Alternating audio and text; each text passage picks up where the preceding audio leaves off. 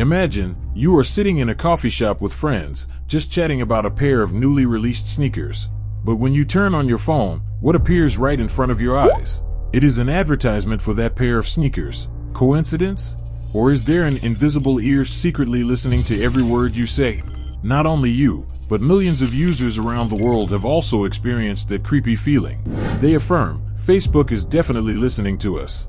And behind all those doubts, there is none other than Mark Zuckerberg, a technology genius with a cold, expressionless appearance, but holding a huge database of private data of billions of people. As the rumors spread, Western media erupted in outrage more than once. Major newspapers raised thorny questions. How many personal secrets do we still have when living in Zuckerberg's world? The climax was at a hearing before the U.S. Congress, where Mark was directly questioned. Is your application secretly using them on your phone to eavesdrop on users? At that moment, the whole world held its breath waiting for an answer. And Mark, with his familiar calm face, firmly denied. No. No. Facebook does not eavesdrop on anyone. A short sentence, but is it enough to quell doubts? Or does it just make them flare up more fiercely? Because the truth is, Facebook knows too much about you. They know what you like, what you are interested in, who you talk to regularly, and can even predict your mood. That data is explained as the result of modern user behavior analysis technology. But then, a question kept ringing in many people's minds. Is it all just technology, or is there really someone listening to every word we say? And it was from here that the biggest dark side of Mark Zuckerberg's career began to be revealed. He was both praised as a great genius, but at the same time was seen as a technology giant that was controlling global thinking. People began to ask the haunting question, are we using Facebook, or is Facebook using us? According to How to Geek, phones do not record your conversations and upload them to some remote server to be analyzed for appropriate advertising. It's hard to believe that this is not true when you just mentioned something and then saw an ad for the same thing on Facebook or Instagram. How to Geek affirms that phones do not eavesdrop, at least not on the owner's voice conversations. Now, technically, virtual assistants like Alexa and Google automatically record audio clips when called upon with voice commands. Some of that content is uploaded to a server to fine-tune the accuracy of machine learning. So, in a way, it's possible that some of your conversation could be heard by a real person somewhere. However, these recordings are not how creepily accurate ads come to life. In fact, advertisers collect information and monitor us in much creepier ways. Advertisers can easily make accurate guesses about what you're talking about without actually listening in. They can pick up on current trends and pair them with the basic information they have about you, like demographics, location, search history, shopping habits, daily routines, etc., to gauge what people like you and those around you are interested in. Whatever you care about, you tend to talk about it. For example, let's say you meet a friend at a coffee shop and just before, they check the price of a product on Amazon. During the conversation, they mention the product in passing, but you don't pay much attention. Then, when you open your browser or social network, the first ad you see is for that product. This has led many to blame the phone for eavesdropping on the conversation. But the truth is that Google is just taking a few simple data points and piecing them together. The company has the browsing history, demographic information, and location information from both people's phones. Therefore, they don't need to record audio to show relevant ads. This method of showing ads is considered much simpler and more effective than eavesdropping. Technically, the software on the phone can record audio and upload it to a remote location. But all of this can put a strain on your phone's hardware, draining your battery or causing your data usage to skyrocket. In fact, only advanced spyware uses this tactic. Another problem is that in terms of storage, good quality voice recordings are significantly heavier than browsing history or recent location data. So, even for a giant like Google, eavesdropping on conversations isn't feasible. Plus, not all conversation recordings yield useful information.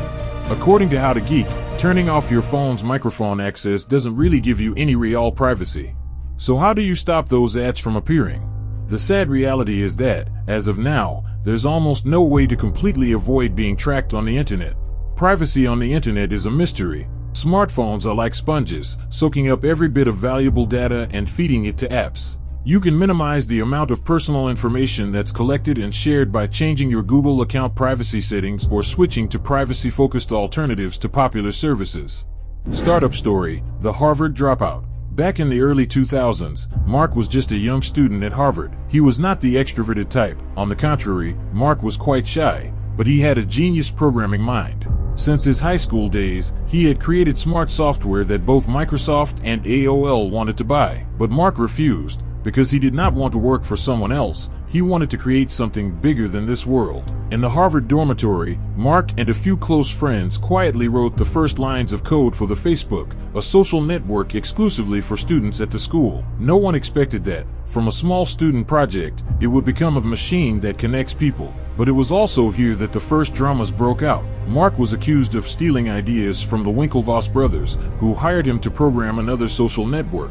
The ensuing legal battle led the press to call Mark a smart trader. But despite all the accusations, Facebook continued to grow, and Mark, in his 20s, dropped out of Harvard to pursue his dream wholeheartedly. From dormitory to billionaire, the unexpected path. Just a few years later, Facebook was no longer limited to Harvard. It spread to all universities in the US, then to the world. People rushed to create accounts, because for the first time in history, they could connect with friends, share their lives, and, gradually, become addicted to social networks. Investors poured money in. Technology companies had to be wary. And Mark, when he was just 23 years old, became the youngest billionaire on the planet. Since then, the Facebook machine has continued to grow. They acquired Instagram, WhatsApp, and turned themselves into a giant social networking empire. Forbes noted, Mark Zuckerberg has risen to the position of the third richest billionaire in the world, only behind Jeff Bezos and Bill Gates at their peak. A college dropout now becomes the king of social networks. That image makes the whole world both admire and stunned. Drama and shadow, big brother of modern age. But when you own the information of billions of people, you are not only a billionaire, but a powerful tycoon. And with that power, come horrifying scandals. The Cambridge Analytica scandal has caused a stir around the world, when the data of tens of millions of users was exploited to manipulate the US election. Mark had to sit before the US Congress, bowing his head to apologize, but public opinion still asked, is Facebook quietly controlling the thoughts of humanity? In addition, a series of coincidental evidences made many people believe that Facebook was really eavesdropping. A series of ads appeared just a few minutes after users chatted. Although Zuckerberg affirmed, it's just an algorithm predicting behavior, in the eyes of the public, the truth is still unclear. In addition, Mark was also criticized for turning Facebook into a place to spread fake news, cause social division, and even affect the mental health of young people. People called him the big brother of the 21st century, a man who is quietly controlling the whole world with just data.